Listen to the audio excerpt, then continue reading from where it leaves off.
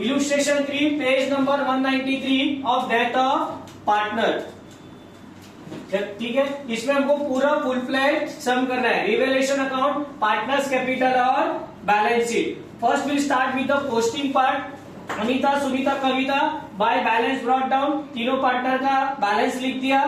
Creditors, bills payable, कोई adjustment नहीं है, so I am directly writing on outer side.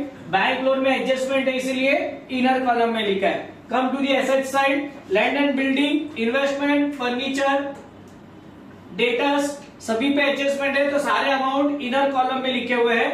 Bank पे there are 2-3 adjustment, so I have prepared separately a working note for bank account specifically for this sum, and again goodwill appearing in balance sheet, so I have write it on the inner side. Now come to the adjustment.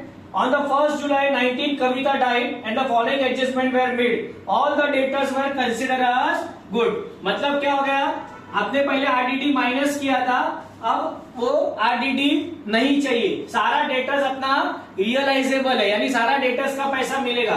तो RDD मेरा 800 था जो अभी कम हो गया, RDD कम हुआ तो मेरे लिए फायदा है, तो मैंने आरडीडी रिड्यूस लिखा है। यहाँ पे 800 वापस प्लस करोगे, सो यार ओरिजिनल टू डेटर्स अमाउंट 2800, और इसका सेकेंड इफेक्ट कहां पे जाएगा, रिवैल्यूएशन के क्रेडिट में RDD account, us increasing the value of asset.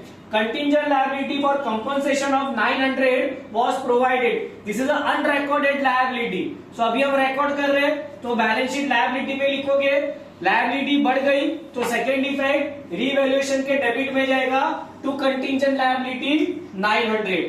Investment were sold out in the market at 10% profit. ये थोड़ा ध्यान से देखना, इन्वेस्टमेंट 30,000 है, आपने 10% प्रॉफिट पे बेचा है, तो पहले आप क्या करोगे, उसको एप्रिशिएट करोगे 10% से, 30,000 का 10% कम्स टू 3,000।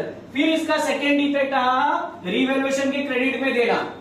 उसके बाद क्या हुआ है, आपने ये इन्वेस्टमेंट को सोल्ड आउट कर दिया, इसलिए यहाँ पे सोल्ड लिखा, बाहर डैश आएगा, और ये 33 का सेकेंड इफेक्ट बैंक अकाउंट के डेबिट साइड में हमको पैसा मिला है।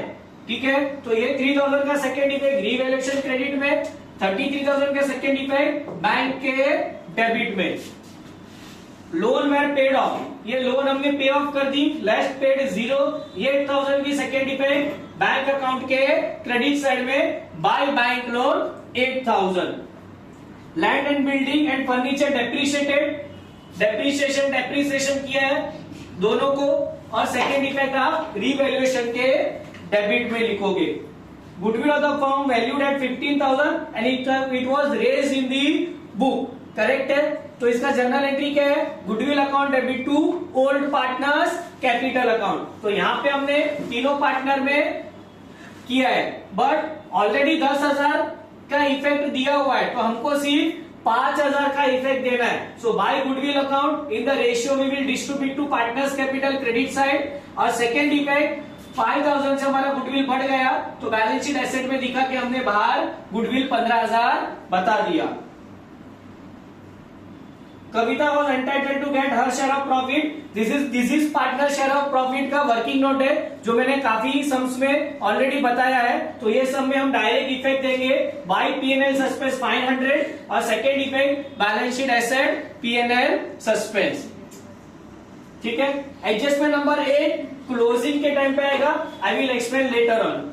ठीक है, अब हम क्या करेंगे, क्योंकि जो डिजीज पार्टनर है उसको हम पे ऑफ कर रहे हैं, करेक्ट है, इसीलिए बैंक अकाउंट अभी क्लोज नहीं करना, लास्ट में क्लोज करना, पहले रिवैल्यूएशन को क्लोज करेंगे। ठीक है, टू पार्टनर्स कैपिटल, उसका बैलेंस यहाँ पे ट्रांसफर होगा। ठीक है, उसके बाद कविता जो पार्टनर मर गई है उसका पार्टनर्स कैपिटल क्लोज करना है। जनरली डेथ ऑफ पार्टनर के मैक्सिमम सम्स में we transfer the deceased partners capital to executors loan, but ये सम के अंदर एडजस्टमेंट नंबर 8 में उन्होंने क्या लिखा है, द अमाउंट ड्यू टू कविता's executors was paid by NEFT, इसीलिए यहाँ पे बैंक अकाउंट आएगा 21,700, और ये अमाउंट हम पे ऑफ कर रहे हैं, तो इसका सेकेंड इफेक्ट आएगा बाय कविता's कैपिटल 21,700। सिर्फ ये सम में दिस इज पार्टनर का कैपिटल पे ऑफ कर रहे, तो यहां से यहां जाएगा, बैलेंस शीट में नहीं जाएगा ये, ठीक है। Do remember this, adjustment number 8, इसीलिए यहाँ पे नंबर भी लिखा है, लास्ट एडजस्टमेंट में ये दिया हुआ है।